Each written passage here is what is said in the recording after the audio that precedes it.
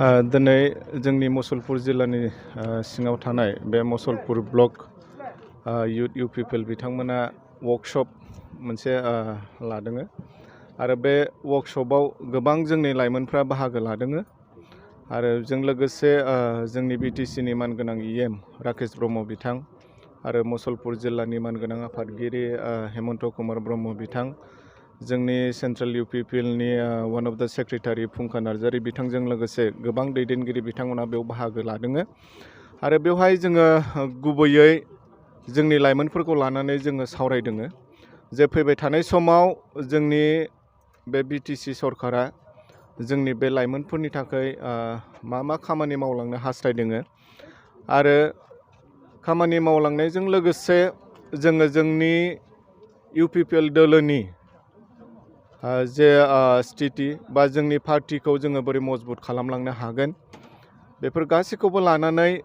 जोङो सावरायदों आरो बे सावरायनायाव मुसलपुर ब्लकनि सिङाव थानाय 12था प्राइमारिनिफ्राय दैदेनगिरि बिथांमोना बाहागो लादों आरो बिथांमोनाबो गोबां बेबायदि इन्टारेक्शननि गेजेरजों गोबां गावसोरनि माखासे जेंनाफोरखौ बिथांमोना फोरमायदों आरो बै जेंनाफोरखौ जोङो बोरै सुस्रांलांनो हागोन बा जोंनि सरकारा जोङो बोरै एड्रेस खालामगोन बेफोर गासैखौबो लानानै जोङो सावरायदों आरो जोङो बुंनो हायो जे फैबाय थानाय समाव जोंनि BTC सरकारा जोंनि लाइमोनफोरनि जे जेंना बे जेंनाखौ जोङो मोनसेनि उनाव मोनसे जोङो सुस्रांलांगोन जोंहा बे मोनसे आसा थिनाय दङ। जोंनि BTC आव थानाय जेसेबांनाखि जोंनि लाइमोनफोर दङ बै लाइमोनफोरनि जे कर्म संस्थापन बे कर्म संस्थापननि थाखाय जोङो बा जोंनि सरकारा नंगौ दासिमाव जोंनि खामानि मावनाया हयथ' जोंनि एक्सपेक्टेशन मथे हयथ' दासिमाव जोङो खालामनो हायाखै बिनि माखासे जाहोनफोर दङ जे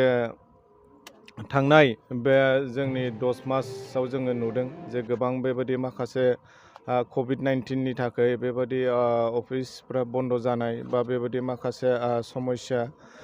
जायनि थाखाय जोङो मोजाङै फांसन खालामनो हायाखै बा जोंनि सरकारा बेबायदि रान खालामनो हायाखै अब्लाबो दिनैसिमाव जोङो बेबायदि लाइमोनफोरनि बेखार जेंनाखौ लानानै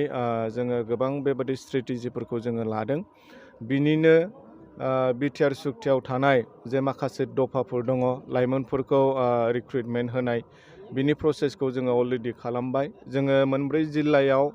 जोङो 32टा ट्रेनिं सेन्टार जोङो अलरेडि जोङो खुलिबाय आरो बै ट्रेनिं सेन्टारफ्राव दिनै पारामिलिटारि फोर्सेसफ्राव रिक्रुटमेन्ट होनो थाखाय ट्रेनिंखौ होबाय थानाय जादों बेजों लोगोसे जोङो लाइमोनफोरखौ गावनि आथिङाव बोरै गसंथानो हायो बिनि थाखाय रिसेन्टलि जोंनि BTC नि मानगोनां चिफ प्रमद बर' सारा पिक मिशन बेखौ मोनसे लन्च खालामबाय बे पिक मिशननि गेजेरजोंबो जोङो गोबां लाइमोनफोरखौ जोङो कर्म संस्थापन खालामनो हागोन बेबादिनो बेम्बु मिशन आरो बिटिआर सुक्तियाव थानाय जे रेलवे कच फेक्ट्रि गायसननायनि खोथा दङ बेबो जानो थांगासिनो दङ बेयावबो जोङो गोबां माखासे बेबायदि जोंनि लाइमोनफोरखौ जोङो थिसननो हागोन थ' जोंहा फोथायनाय दङ जे जोंनि आखायाव दाबो बोसोरब्रै सम दङ बे बोसोरब्रैनि गेजेराव जोङो बे BTC नि सिङाव थानाय गोबां जोङो लाइमोनफोरखौ जोङो बेबायदि कर्म संस्थापन होनो हागोन जोंहा बे मोनसे फोथायनाय दङ।